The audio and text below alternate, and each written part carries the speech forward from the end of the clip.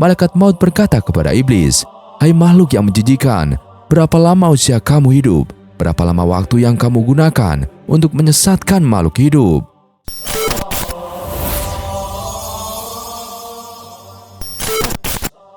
Assalamualaikum warahmatullahi wabarakatuh. Sahabat beriman yang dirahmati Allah Subhanahu wa taala. Sebelum lanjut ke videonya, jangan lupa untuk like, subscribe, dan tekan tombol notifikasi. Pasti kita sebagai umat Islam sudah tahu tentang bagaimana sifat iblis yang selalu mencoba menggoda dan mengarahkan manusia agar terjerumus ke dalam dosa dan kesesatan. Hal itu dilakukan iblis dengan maksud membalas dendam kepada semua keturunan Nabi Adam alaihissalam. Padahal sebenarnya iblis sendirilah yang melanggar perintah dari Allah Ta'ala. Mungkin tak sedikit juga manusia yang terjerumus ke dalam dosa akibat godaan iblis. Karena iblis tak selalu langsung menjerumuskan manusia ke perbuatan yang bisa menimbulkan dosa langsung. Ada juga cara iblis di mana ia menjerumuskan manusia melalui jalur kebaikan. Misalnya, ada seorang beramal atau bersedekah namun hatinya menjadi ria dan sombong. Ada juga orang yang tekun beribadah namun bukan karena tujuan ikhlas, melainkan ingin dipuji sesama makhluknya. Nauzubillah. Hal itu tentu bukan tanpa sebab, karena iblislah datang di balik semua iblis, dan iblis juga memiliki jenisnya serta tugasnya masing-masing dalam menggoda manusia. Namun semua yang telah iblis lakukan itu kelak akan mendapatkan siksa di neraka Allah Ta'ala. Dan jika dibayangkan dengan semua dosa dan perbuatannya, bukan tak mungkin kalau iblis dan sekutunya kelak akan mendapatkan siksa yang pedih.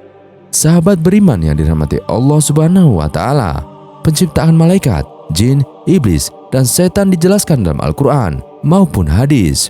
Sebab keterbatasan nalar dan kemampuan manusia, dalil-dalil tersebut mengungkap secara detail rahasia di balik penciptaan keempatnya. Sementara malaikat sendiri merupakan salah satu dari 6 rukun iman yang harus diyakini oleh umat Islam. Dengan mengetahui penciptaannya, maka akan bertambah juga keimanan kita kepada Allah. Penciptaan malaikat dijelaskan dalam hadis yang diriwayatkan oleh Aisyah binti Abu Bakar. Rasulullah SAW memberitahukan bahwa malaikat diciptakan oleh Allah Subhanahu wa taala dari cahaya, dan Rasulullah SAW bersabda, malaikat itu diciptakan dari cahaya, jin diciptakan dari api yang menyala-nyala, sedangkan Adam diciptakan dari apa yang telah dijelaskan pada kalian. Hadis riwayat Muslim. Namun sebagian ulama menolak hadis tersebut dan hadis-hadis yang sejenis karena ini merupakan hadis ahad, dan hadis ahad tersebut tidak bisa dipergunakan untuk menjadi dasar dari akidah. Menurut Profesor Dr. Umar Sulaiman Al-Asqor, hadis di atas hanya sebatas mengabarkan bahwa malaikat diciptakan dari cahaya. Sebab itulah kajian lebih lanjut terkait cahaya apa yang menjadi asal penciptaan malaikat tidak dapat dilakukan. Adapun penjelasan mengenai kapan malaikat diciptakan juga tidak dirinci dalam keterangan hadis maupun ayat Al-Quran. Namun bisa diketahui bahwa malaikat diciptakan sebelum Nabi Adam alaihissalam. Hal ini didasarkan dari surat Al-Baqarah ayat 30, di mana Allah Subhanahu wa taala mengabarkan kepada malaikat bahwa dia akan mengangkat khalifah di muka bumi, yang artinya, dan ingatlah ketika Tuhanmu berfirman kepada para malaikat, aku hendak menjadikan khalifah di bumi. Sahabat beriman yang dirahmati Allah Subhanahu wa taala. Kemudian lanjut ke penciptaan iblis dan setan. Setan dalam bahasa Arab disebut dengan asyaiton. Kata itu digunakan untuk menyebut makhluk halus karena kesombongan dan sifatnya yang selalu membangkang terhadap Allah Subhanahu wa taala.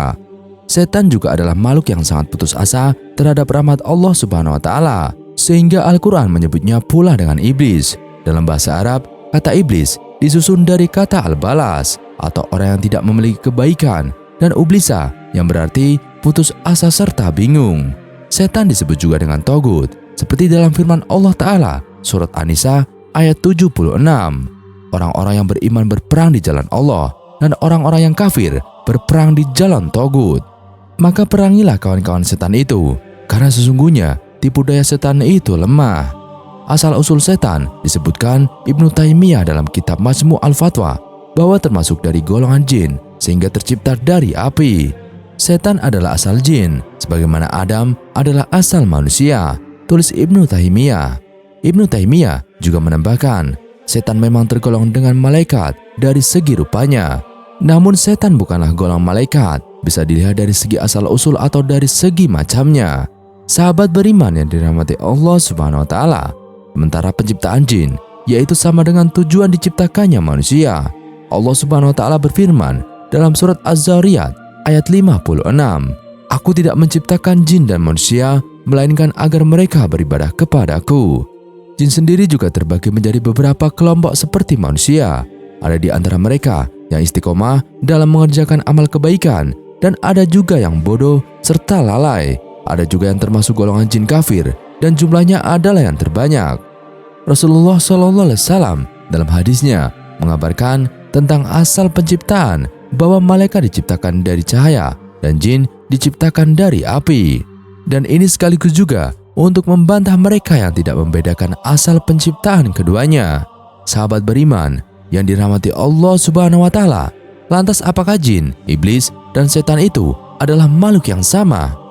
Perbedaan jin, setan, dan iblis dapat diketahui dari sifat-sifat dan perilakunya. Al-Quran dan hadisnya banyak bercerita tentang jin, setan, iblis, dan malaikat. Mereka semua adalah makhluk gaib yang setiap muslim wajib mengimaninya. Hal ini diterangkan dalam Al-Quran, yaitu mereka yang beriman kepada yang gaib, yang mendirikan sholat, dan menafkahkan sebagian rezeki yang kami anugerahkan kepada mereka. Surat Al-Baqarah ayat 3. Gaib artinya sesuatu yang tidak dapat dicapai oleh panca indera, tidak dapat tampak, dan tidak dapat dijangkau akal manusia. Termasuk yang gaib ialah Allah, para malaikat, hari kiamat, surga, neraka, mahsyar, termasuk para jin, iblis, dan malaikat. Pangkal iman kepada yang gaib ialah beriman kepada Allah Subhanahu wa taala. Lalu apa perbedaan jin, setan, dan iblis? Dalam satu hadis diterangkan, malaikat diciptakan dari cahaya, jin diciptakan dari nyala api, dan Adam diciptakan dari apa yang disifatkan atau diceritakan kepada kalian. Hadis riwayat Muslim. Menurut bahasa Arab, jin memiliki arti sesuatu yang halus dan tersembunyi. Dia kasat mata dan tidak bisa dilihat. Golongan jin memiliki karakter pendusta dan bersifat lemah. Di antara mereka ada yang beriman dan ada pula yang kafir.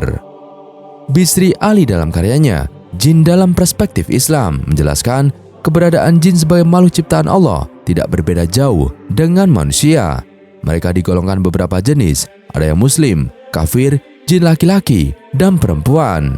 Ada yang berperangai baik dan ada pula yang buruk. Jumlah mereka juga sangat banyak, bagaimana golongan manusia sendiri. Lalu, bagaimanakah dengan setan atau syaiton? Ibnu Jarir menyatakan, setan dalam bahasa Arab adalah setiap yang durhaka dari jin, manusia atau hewan, atau dari segala sesuatu. Al-Quran menjelaskan dalam satu firman-Nya, kami jadikan para nabi itu musuh-musuh setan, yaitu dari jenis manusia dan jin. Quran Surat Al-An'am ayat 112. Rasulullah bersabda, sungguh aku melihat setan-setan, jin, dan manusia lari dari Umar. Hadis riwayat At-Tirmizi. Dari ayat dan hadis di atas digambarkan bahwa setan itu terbagi atas dua jenis, yaitu setan dalam wujud manusia dan setan dalam wujud jin. Dari sini ada indikasi bahwa yang namanya setan itu tidak selamanya identik dengan iblis. Allah menjadikan setan dari jenis manusia seperti halnya setan dari jenis jin. Dan hanyalah setiap yang durhaka disebut setan, karena akhlak dan perbuatannya menyelisih akhlak dan perbuatan makhluk yang sejenisnya, dan karena jauhnya dari kebaikan. Tafsir Ibnu Jarir. Ibnu Katsir menyatakan bahwa setan adalah semua yang keluar dari tabiat jenisnya dengan kejelekan. Tafsir Ibnu Katsir. Sebutan setan ternyata tidak hanya diperuntukkan kepada bangsa jin yang mengikuti iblis, tetapi juga kepada bangsa manusia. Setan merupakan semacam sifat buruk yang bisa dinisbatkan kepada jin dan bisa juga dinisbatkan kepada manusia. Adapun iblis sering disebut sebagai nenek moyang dari bangsa jin. Dia adalah makhluk yang durhaka kepada Allah sehingga terusir dari surga. Iblis ini memiliki nama asli Azazil, makhluk pertama yang membangkang perintah Allah Subhanahu wa taala karena menolak bersujud kepada Adam alaihissalam. Karena menolak perintah Allah, iblis pun dibuang dari surga dan menjadi musuh nyata bagi manusia hingga hari kiamat. Dalam rangka menjalankan misinya untuk menggoda manusia, iblis memiliki bala tentara dari bangsa jin itu sendiri. Bangsa jin yang tunduk kepada perintah iblis inilah yang kemudian disebut dengan syaitan. Sahabat beriman yang dirahmati Allah Subhanahu wa taala, setidaknya ada 7 nama pasukan iblis yang bisa kita kenali. Menurut Imam Mujahid, mereka ini bekerja sesuai bidangnya atau sesuai dengan caranya masing-masing untuk mengganggu umat manusia. Lalu bagaimana cara menghadapi sang penggoda ini? Misi utama iblis adalah menyeret manusia ke lembah nista. Berbagai upaya dilakukan agar manusia mengikuti perintahnya, baik dari arah depan, belakang, kanan, dan kiri. Imam Mujahid dikutip Syekh Abdul Rauf Al-Manawi, juga Imam As-Sibili di dalam kitab Akam Al-Marjan fi Akam Al-Jan menyebutkan bahwa iblis memiliki keturunan dan pasukan. Mereka bekerja sesuai bidangnya masing-masing untuk mengganggu manusia. Dalam bukunya yang jenaka dari Quraisyab juga mengutip hal yang sama, menyebut setidaknya ada 7 nama pasukan iblis yang bisa kita kenali. Mereka adalah As-Sabru, Al-A'war, Al-Saud, Al-Dazim, Al-Zalanbur, Al-Walhan, dan Al-Khanzab. Al-Sabru, anak cucu iblis ini, selalu berurusan dengan segala bentuk cobaan yang menimpa manusia. Setiap manusia mendapatkan cobaan akan dibuatnya galau dan tidak sabar menerimanya. Segala ekspresi berlebih dikala mengalami musibah, seperti menangis histeris, depresi, mengamuk, tradisi jahiliyah lainnya yang berhubungan dengan pengaruh Al-Sabru. Selanjutnya Al-A'war, bertugas di bidang tindak asusila. Cucu iblis inilah yang mengajak manusia melakukan hubungan seks bebas dengan lawan jenis. Al-A'war mampu memberikan tekanan tinggi di bagian kemaluan pria dan wanita untuk menambah gairah melakukan hubungan terlarang. Al-Saud, inilah mungkin cucu iblis yang paling berhasil di bidangnya. Cucu iblis yang satu ini bekerja di bagian pemberitaan. Ia berperan meracuni sebuah berita dengan penuh kedustaan. Maraknya penyebaran isu-isu yang tidak jelas dasar kebenarannya merupakan andil besar dari cucu iblis yang satu ini. Al-Dazim berperan menghancurkan keharmonisan rumah tangga pasangan suami istri. Pengaruhnya akan semakin cepat menjalar jika suami hendak memasuki rumah tanpa terlebih dahulu mengucapkan salam terhadap keluarga yang ada di rumah atau tidak dalam kondisi berzikir. Al-Zalanbur, ia selalu ada berdiri di pasar-pasar. Cucu iblis yang satu ini yang membuat para pebisnis di pasar rentan melakukan tindak penipuan dan kecurangan dalam bertransaksi.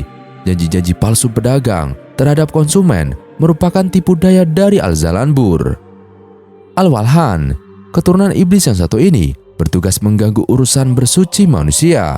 Setiap manusia dibuatnya selalu ragu-ragu dan was-was saat berwudu, mandi, atau aktivitas toharoh lainnya. Al-Walhan mempengaruhi manusia untuk menggunakan air secara berlebihan.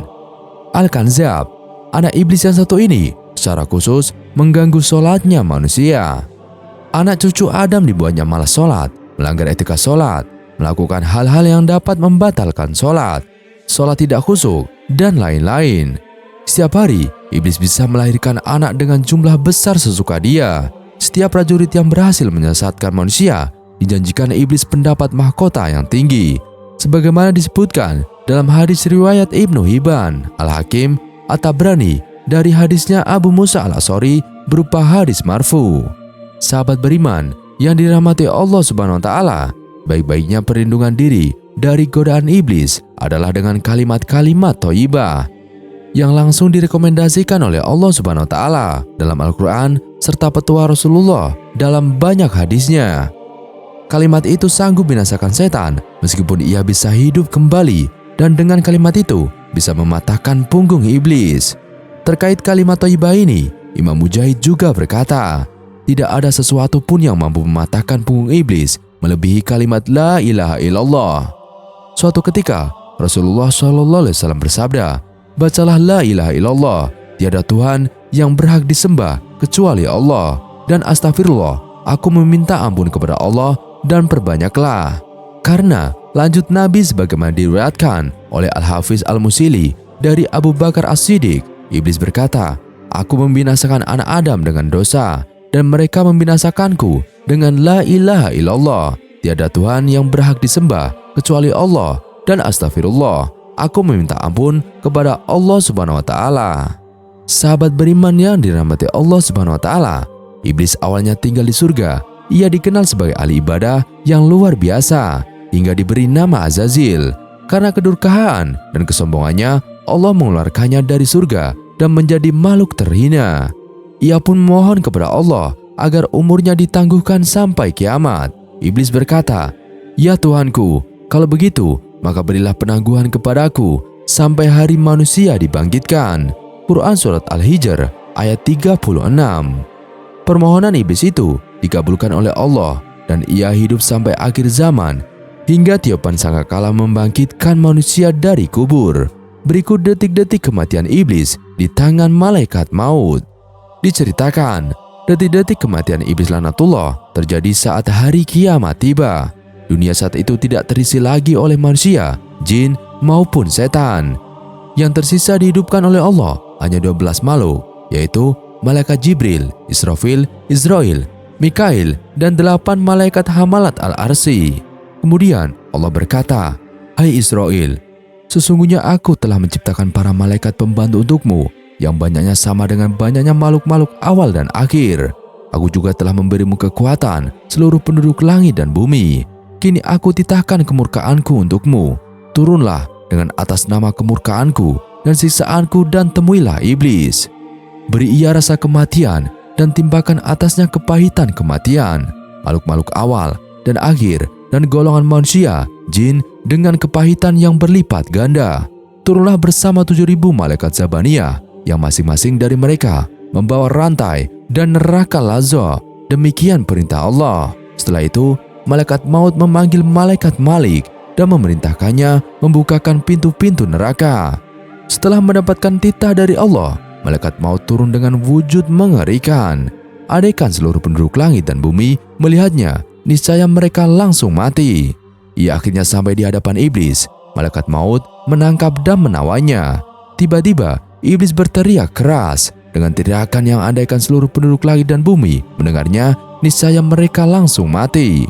Malaikat maut berkata kepada iblis, "Hai makhluk yang menjijikan, berapa lama usia kamu hidup? Berapa lama waktu yang kamu gunakan untuk menyesatkan makhluk hidup?" Mendengar hal itu, iblis melepaskan diri dan lari ke bumi timur. Tetapi tiba-tiba malaikat maut telah berada di sampingnya. Ia berlari ke bumi barat, tetapi lagi-lagi malaikat maut telah berada di sampingnya. Tak henti-hentinya, iblis melarikan diri, tetapi malaikat maut tetap berada di sampingnya.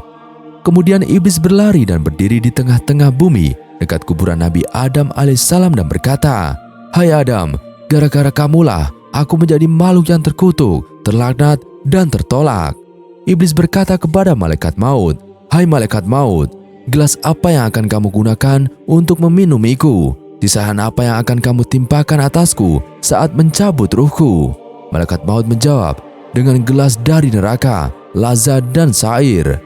Bertubi-tubi siksaan ditimpakan atas iblis. Ia berulang kali jatuh bangun di tanah, sampai akhirnya ia sampai di tempat di mana ia diturunkan dan dilaknat. Dan disitulah tempat eksekusi iblis. Malaikat Zabaniyah yang ikut turun bersama malaikat maut melempari dan menembaki iblis dengan panah. Kemudian mereka memegang dan menawanya. Dengan kondisi tak berdaya dan di bawah pegangan serta tawanan Zabaniyah, iblis ditembaki panah kembali hingga akhirnya sekarat mati. Masya Allah, hanya kepada Allah kita semua kembali. Setelah iblis mati, tinggallah malaikat maut, Jibril, Mikail, Israfil, dan hamalat Al-Arsy. Allah memerintahkan malaikat maut mencabut nyawa para malaikat mulia itu. Setelah itu, Allah berkata kepadanya, "Hai malaikat maut, apakah kamu belum mendengar firman-Ku? Segala makhluk yang bernyawa pasti akan mati.